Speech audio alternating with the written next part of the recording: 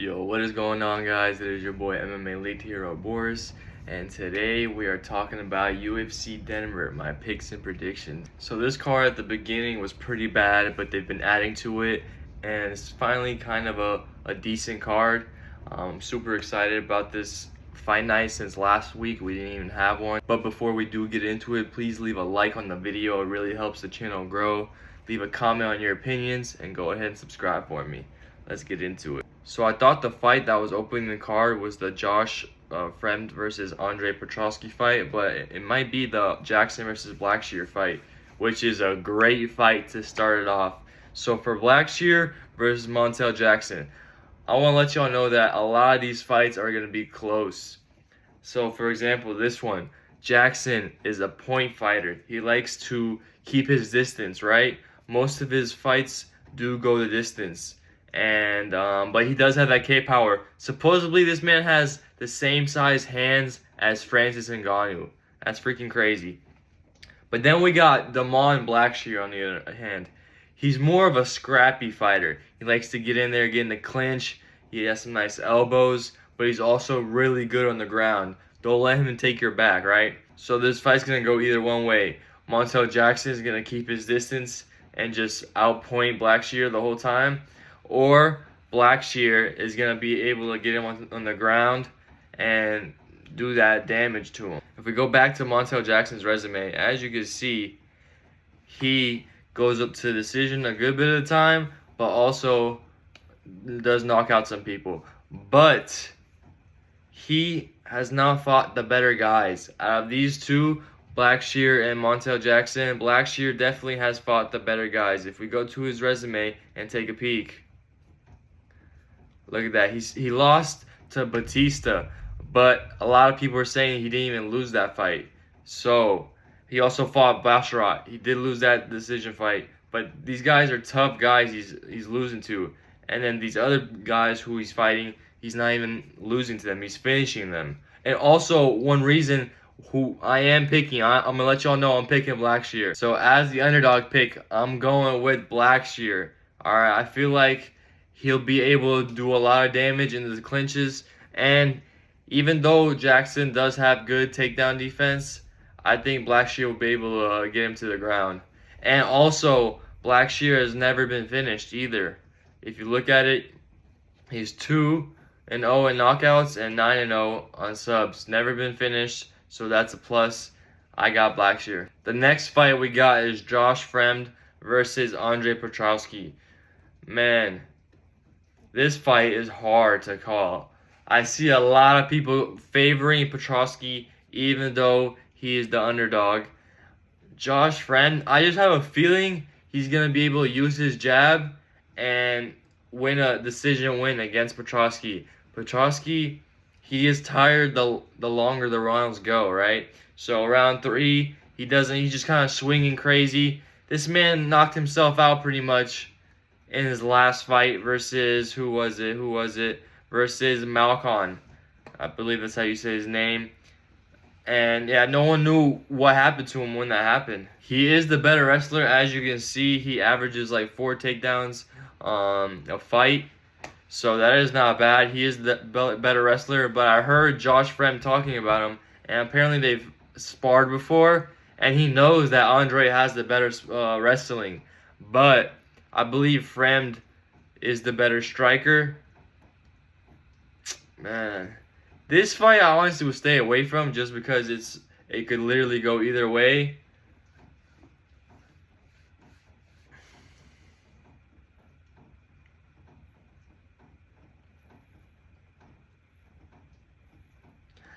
I'm gonna have to go with Josh Fremd, man. That's my heart is saying Josh Fremd. Even though Andre Petroski, he does have that wrestling, but I don't like his striking. He just kind of lunges, hopes for a big power shot to land. But Josh Fremd has that more pop. He has that jab he can use, and I feel like that's going to help him a lot in this fight. Josh Fremd is my pick. If y'all watch the channel, y'all know I do not watch girls, nor do I bet on them. So you gotta watch somebody else on YouTube for those predictions. Next, we got a good fight that got added to the card. We got Joshua Van versus Charles Johnson, a prospect versus pretty much a veteran at this point. Charles Johnson has fought some really good competition. As you can see, Joshua Van's output is 9 strikes per minute. This man just throws combinations on combinations, especially when he has you, when he's pressuring you. He's throwing a lot of combinations.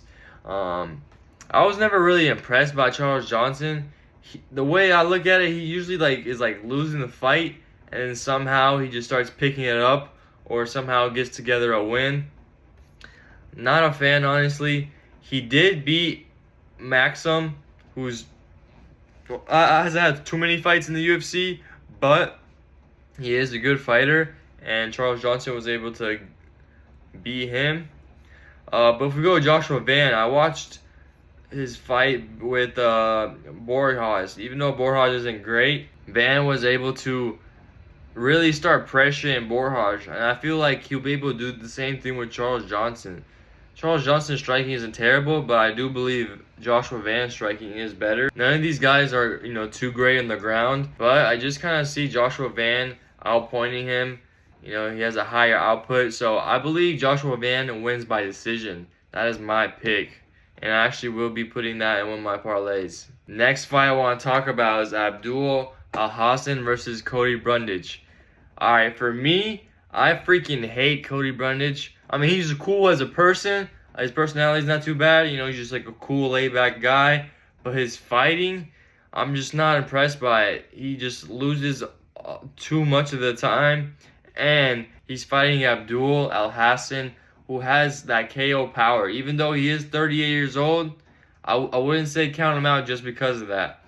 I watched his fight versus Joe Pyfer. And Joe Pyfer's a strong dude for his weight class, a big-ass dude.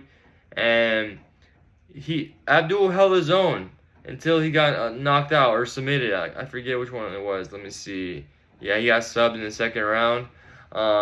And Abdul went to split decision 2 years ago with Buckley. So this dude's a tough guy. He has that KO power. Look at that, 12 KOs. And Cody Brundage, I feel like, does not have a lot to offer. He's been KO'd twice, subbed twice. He hasn't even fought like crazy competition. He lost at Dumas, and I believe Dumas sucks. Even though Dumas is from my city, I'm just not impressed by him. Cody Brundage does have great wrestling, but I feel like Abdul's too big, and his takedown defense will hold him over on the wrestling. Abdul's my pick. We got Julian Erosa versus Christian Rodriguez. Alright, so a veteran versus an up-and-coming prospect. Another one of these. Christian Rodriguez, I didn't know who he was until the Rojas fight. I actually bet against him, but I quickly realized that I messed up on that pick. As you can see, he dominated Rojas, but Rojas really got tired, and it showed in that fight for sure. But if you look at it, who Christian Rodriguez has fought, he's fought some pretty good guys. We got Simon right here. Simon lost to Talbot not too long ago. I still think Simon is a good fighter. He recently also fought Bulgarian. He's recently in the UFC, new to the UFC. But as well, he's not a bad fighter at all. So this guy's beating some pretty good fighters. And on the other hand, we have Julian Erosa, who has been in the UFC for a while. As you can see, he has some notable wins. He beat Dawodu. He beat Nate Landwehr. He submitted Charles Jourdain. He took an L to Grant Dawson. He has some notable wins on his record, but he's unreliable. Many say his chin is very unreliable. Even though I don't believe Christian Rodriguez will knock him out, I do see Rodriguez getting the decision win versus him. Christian Rodriguez, he's good on the ground. His striking is not bad. I really do see Rodriguez being able to win this fight fairly easily. Well, I don't want to say fairly easily, because if Erosa does get your back, he can seriously submit you. And it's crazy. This dude's been knocked out 8 times. He's 34. I feel like he's coming on a decline of his career. Christian Rodriguez is next up. I got Rodriguez, man. Next, we got Bonfim. Gabriel Bonfim, to be exact, because there's 2 of them. And we got Loosa. Or Loosa. I'm not exactly sure how you say his name. But man, this is one of my locks. I'm gonna go with Gabriel Bonfim. Bonfim, he's just a good ass prospect. You know, he's been showing out, even though he got knocked out his last fight by Nicholas Dalby. That was unfortunate. I feel like not a lot of people saw that. But look at this. He subs literally everybody he fights. And Loosa was getting absolutely beat, his ass kicked by Brian Battle until Loosa literally pussied out. He said it was an eye poke he couldn't see. The only reason he said that was because he was getting his absolute ass beat. So yeah, I'm definitely going Bonfim with this one. And I do think Bonfim can get the sub as well. But Loosa, he doesn't really get knocked out. He hasn't been finished yet. But who knows? I could see Bonfim getting that sub for real. We got a banger fight added to the card. We got Drew Dober versus John Silva. John Silva literally coming off like a 2 weeks notice. Dude fought a week and a half ago, and he's coming back to fight Drew Dober, a dog. Alright, Drew Dober, he's been in some wars. He's a dude who comes to fight every single time. He recently took that L to Moicano. Moicano's wrestling had an advantage in this fight. He got knocked out by Frevola. I actually rewatched that Frevola fight. Frevola was looking good. He was going in and out, being real clean with his strikes, mixing it up. And literally for that reason, after I rewatched that fight, I was like, yo, John Silva got it. He has that KO power, but he's more technical, right? He'll find that chance to throw that right hand, throw that left hand, throw that combination, and actually knock you out. Look at that. Out of 13 fights, he has 10 KOs. This man comes to brawl. And something I found out today, my boy actually told me at work, he said that John Silva was obese. This dude was in a wheelchair for a while until he got, you know, in shape and started fighting. But that's actually crazy to hear about that, because I did not know that. And he was literally just knocked out Jordan, who's never been knocked out. I feel like he does find Drew Dober's chin, but this will be a good test for John Silva. How does he do against another KO artist? John Silva in this one. And we got the last fight of the card that I'm going to be giving my prediction on, just because, like I said, I don't give my prediction on girl fights. I don't watch them, nor do I bet on them. We got Ponzinibbio versus Salikhov.